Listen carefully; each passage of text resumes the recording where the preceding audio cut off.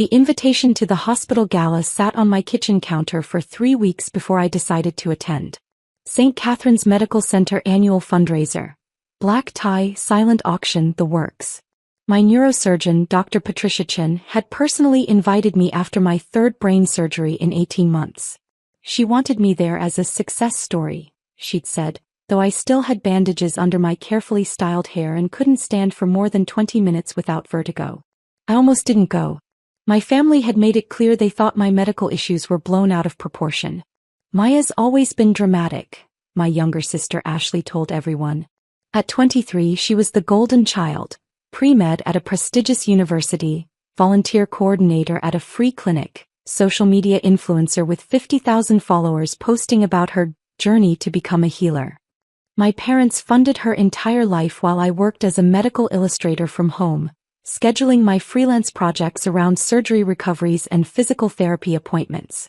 It's just headaches, my mother told relatives when they asked why I missed Thanksgiving last year. I'd been in the ICU recovering from emergency surgery to remove a brain tumor the size of a golf ball. She's milking it for attention, Ashley said when I couldn't attend her graduation party. I'd been home alone, managing post-surgical complications, while the entire extended family celebrated her achievements at an expensive restaurant I helped pay for through the monthly checks I sent my parents. They didn't know I sent those checks. My parents thought my freelance medical illustration work was a little hobby. They had no idea I was the lead illustrator for 3 major medical textbook publishers, that my anatomical drawings were used in teaching hospitals across the country, that I earned more than both of them combined. I kept it quiet because I'd learned early that any success of mine was either dismissed or somehow credited to their parenting. But my health, that they couldn't ignore completely. They just chose to minimize it. "Are you sure you need another surgery?" my father asked before my second operation. "These doctors just want money. Maybe get a second opinion." I'd gotten 4 opinions. All said the same thing. Without surgery, I'd likely have a stroke before my 30th birthday. I was 27. The tumor was benign but aggressive, wrapped around critical blood vessels. Each surgery was risky. Each recovery was brutal. And each time my family treated it like I was getting a dental cleaning.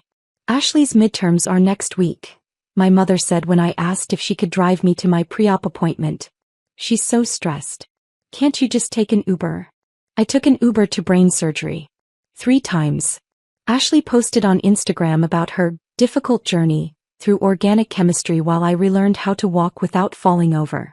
Her posts got thousands of likes. My mother commented hearts and "so proud of you, baby" on every single one.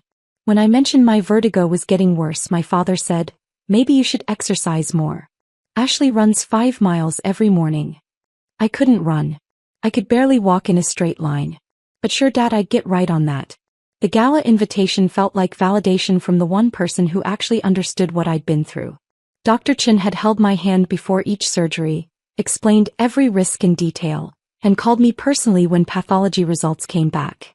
She'd seen me at my worst, crying in her office when my family didn't show up for a major consultation, shaking in pre-op when I realized I'd be going under anesthesia alone again.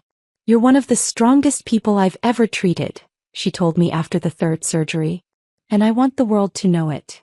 So I bought a dress that hid my medical alert bracelet, practiced my balance in heels, and decided to attend. I didn't tell my family. They wouldn't care anyway. I arrived at the hotel ballroom at 7, already exhausted from getting ready. The room glittered with chandeliers and was filled with doctors, hospital administrators, and wealthy donors. Dr. Chin spotted me immediately and rushed over. "Waya, you came. You look beautiful." She hugged me gently, mindful of my still healing incision site. "Thank you for inviting me," I said, meaning it. "Come meet some people," she said, guiding me toward a group near the silent auction.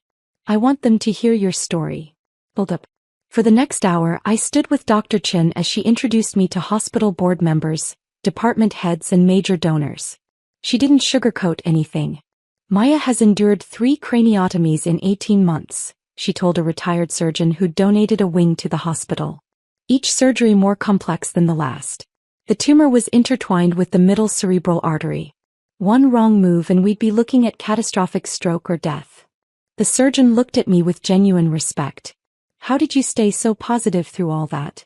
I didn't tell him about crying alone in my apartment, about the panic attacks before each surgery, about the nights I genuinely wasn't sure I'd survive. Instead, I smiled and said, "Good medical care makes all the difference." Dr. Chen squeezed my shoulder. Maya's also being modest. She continued working throughout treatment. She's a medical illustrator. You've probably seen her work.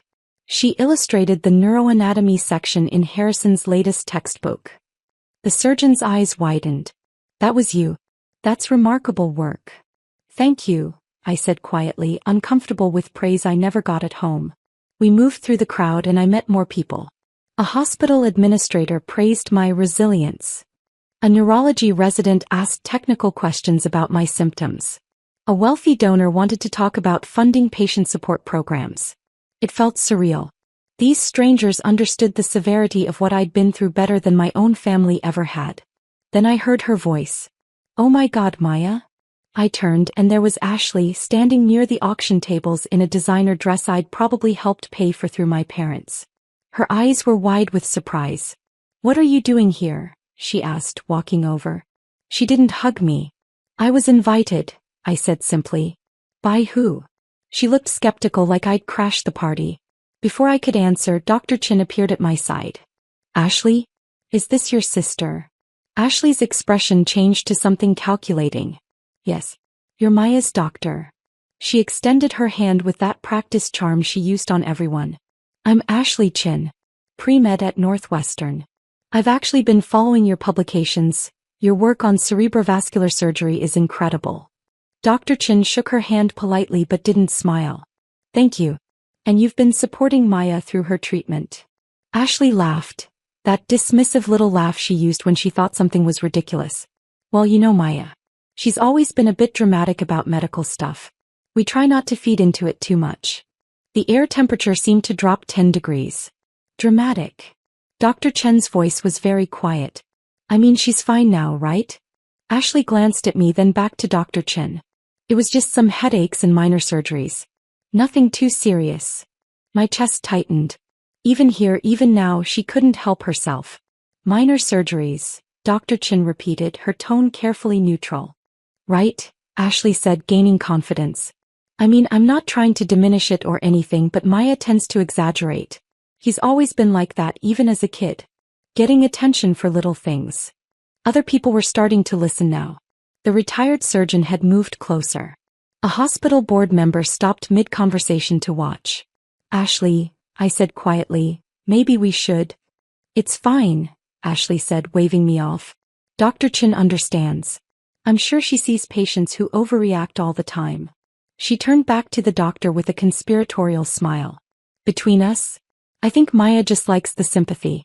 She's been milking this whole thing for over a year. Meanwhile, I'm actually working toward becoming a real doctor, you know? Making a real difference." The silence that followed was deafening. Dr. Chen's expression had gone from neutral to something I'd never seen before. Cold, professional fury. "Miss Chen," she said, her voice cutting through the ambient noise of the gala, "I want to make sure I understand correctly. You believe your sister's 3 craniotomies were minor surgeries." Ashley shifted slightly, sensing the danger too late. "Well, I mean..." "And you believe," Dr. Chin continued, her voice rising just enough that more people turned to listen, "that a brain tumor wrapped around the middle cerebral artery is nothing too serious?" "I didn't mean," Ashley started.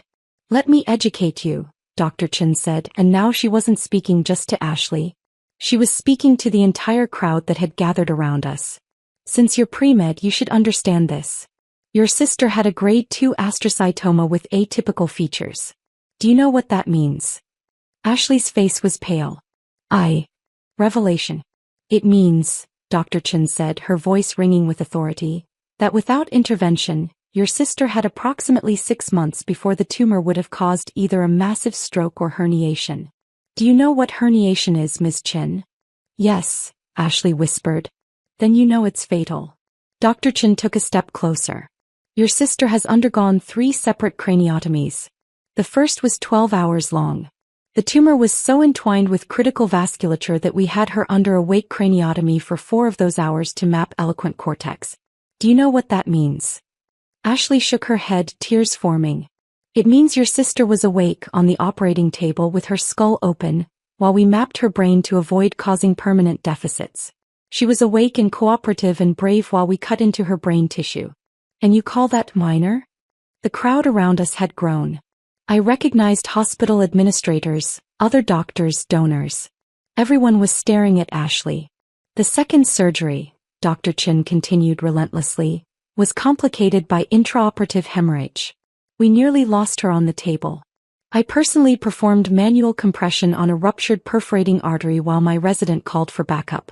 Your sister required 4 units of blood and spent 3 days in the ICU. I didn't know, Ashley tried. You didn't know because you didn't ask, Dr. Chin said. You didn't visit. You didn't call. I know this because Maya listed me as her emergency contact for all 3 surgeries. Not you. Not your parents. Me. A doctor she'd known for less than a year was more reliable than her own family. Ashley was crying now, mascara running down her face. People were whispering. I saw someone recording on their phone. The 3rd surgery, Dr. Chin said, was 3 weeks ago. Maya has a 6-inch incision that's still healing.